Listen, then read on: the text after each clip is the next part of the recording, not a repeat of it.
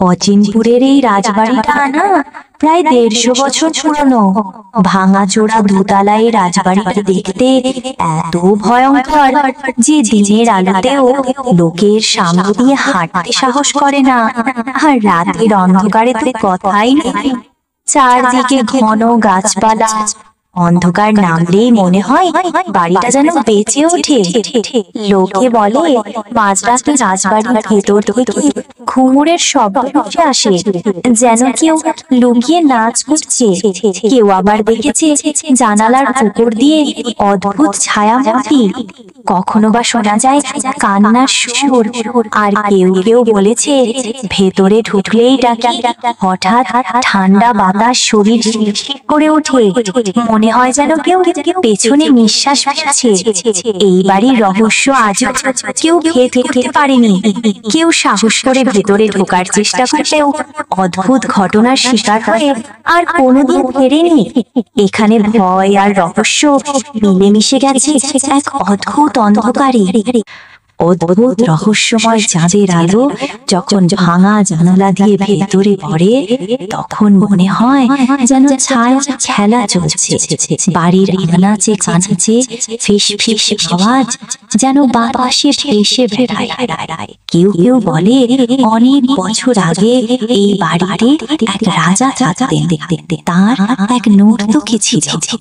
অনেকেই বিশ্বাস করে তার আত্মা এই বাড়িতে ঘুরে বেড়ায়।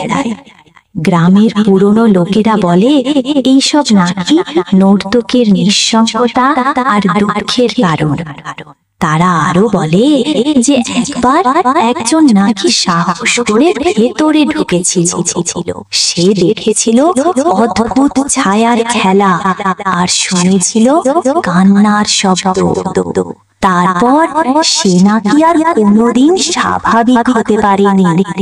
সেই থেকে লোকজনের ভয় আরো বেড়ে গেছে। এখন আর কেউ ভুলেও ওই বাড়ির ত্রিসীমানায় যায় না। আজ সবার কাছে এটা ভুতুড়ে বাড়ি। সব জায়গাতেই কিছু দুষ্ট বাচ্চারা থাকে, তাদের যেখানে যেতে মানা করা হয় সেখানেই বেশি যায় তারা। এই যে দেখুন, আজও তারা গ্রামের লোকের চোখ ফাঁকি দিয়ে কেমন খেলায় মেতে উঠেছে।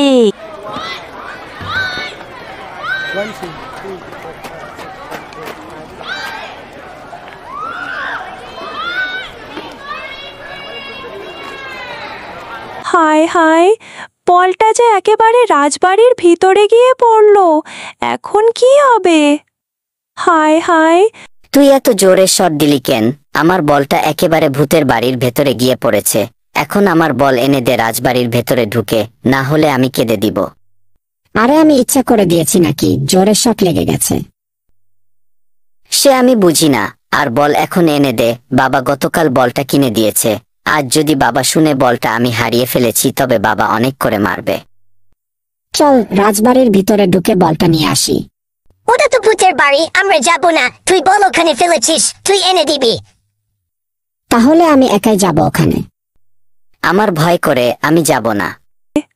তুই আমার ভাই, তোকে আমি একা যেতে দিব না। তোর সাথে কেউ না গেলেও আমি যাব, তোকে আমি একা ছাড়বো না ভাই। তুই বল রাজবাড়ির ভেতরে ফেলেছিস, তুই এনে দিবি। আমি আর কিছু বুঝি না। সন্ধ্যা হয়ে এলো, আমি বাড়ি যাই, না হলে মা বকবে। আমিও বাড়ি যাই, সন্ধ্যা হয়ে এলো।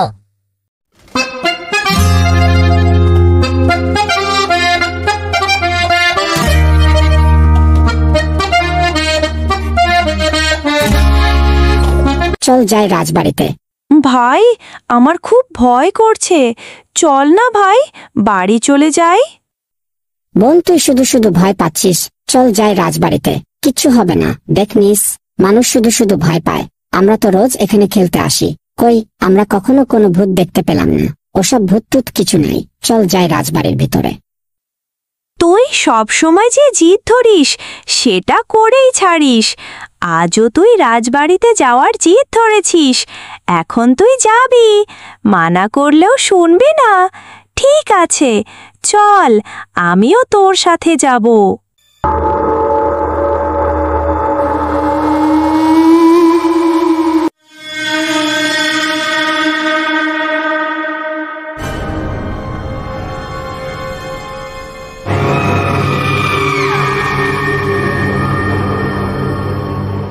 ভাই, আমার খুব ভয় করছে।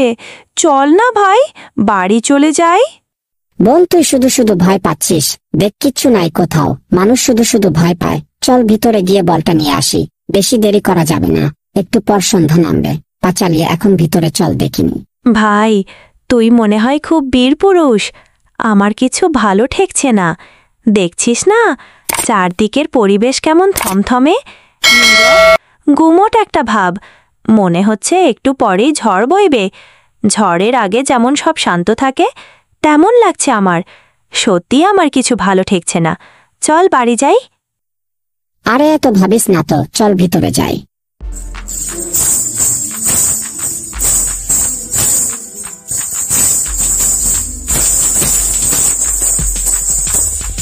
ঘুঙ্গুরের শব্দ কি কেবল আমিই পাচ্ছি নাকি আমার বোনও পাচ্ছে? আরে না না, এ আমার মনের ভুল। এখানে ঘুঙ্গুরের শব্দ আসবে কি করে? এখানে তো কেউ নেই। আয় আয় তোরা, আমি তোদের জন্যই অপেক্ষা করছি। আমার নতুন শিকার, আয় এই দিকে আয় তোরা।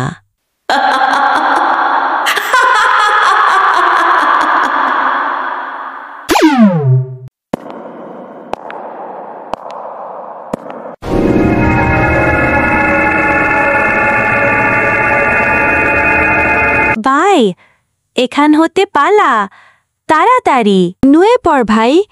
ঝাঁকে ঝাঁকে বাদুর আসছে। দুনিয়ার সব বাদুর মনে হয় এখানে এসে বাসা বেঁধেছে। আজ আর রক্ষা নাই আমাদের।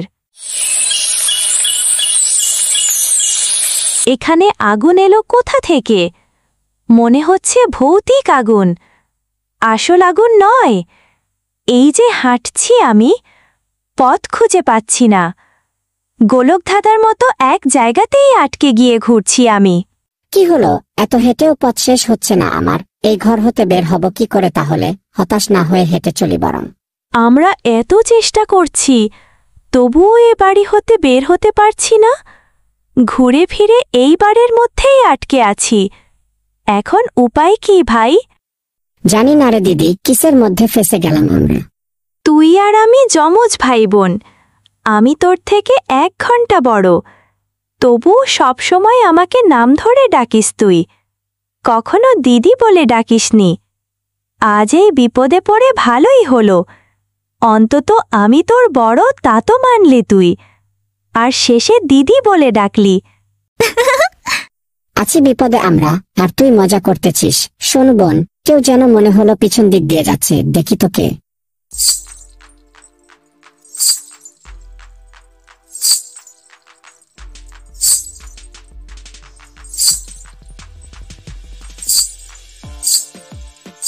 হা হা হা, এটা তো মনে হচ্ছে রাজার সেই নর্তকী। ওর পায়ে ঘুঙ্গুর দেখেছি আমি। আজ মনে হয় বেঘরে প্রাণটা হারাতে হবে ভাই। দিদি, আর এখানে থাকিস নাই, চল পালাই এখান থেকে।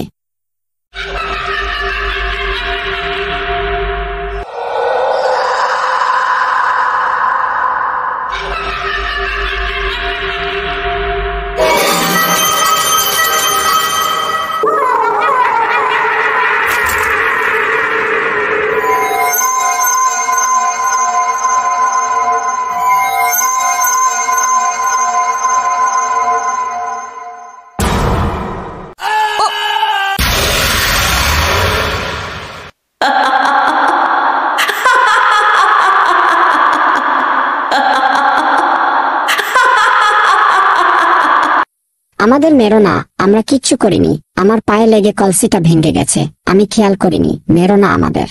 আমাদের ভুল হয়ে গেছে, ক্ষমা করে দাও, ছেড়ে দাও আমাদেরকে। আমরা আর কোনো দিন এই রাজবাড়িতে আসব না। তোদের কোনো ভুল হয়নি, তোরা আমাকে মুক্তি দিয়েছিস। আজ হতে 100 বছর আগে রাজার হুকুমে ভস্মীভূত করে এই কলসিতে রেখে দিয়েছিল। আমি ছিলাম রাজার প্রিয় নর্তকী। এক সাধারণ প্রজাকে ভালোবাসার জন্য রাজা ক্ষিপ্ত হয়ে এ কাজ করেছিল আমার সাথে। কলসির ভেতরে আমার আত্মা ছটপট করছিল মুক্তির জন্য। কত বছর, কত যুগ চলে গেল, আমার আর মুক্তি মেলেনি। এই রাজবাড়িতে যারা এর আগে এসেছে তারা গুপ্তধনের লোভে এসেছে। আমি তাদের শেষ করে দিয়েছি। আজ তোরা আমাকে মুক্তি দিয়েছিস, আমি তোদের কিছু করব না, তোরা চলে যা, আমিও বের হই। সব ঠিক আছে, কিন্তু তোমার মাথা কোথায় পেতনি খালাম্মা? মাথাটা কোথায় যে পড়ল সেটা খুঁজতেই তো আমি বের হতে চাইছি। তোরা যা বাপু, আমাকে আমার কাজ করতে দে। হা, মাথাটা খুঁজে বের করো তাড়াতাড়ি। মাথা ছাড়া তোমাকে ভাল লাগছে না। আমরা এখন তবে যাই পেতনি খালাম্মা।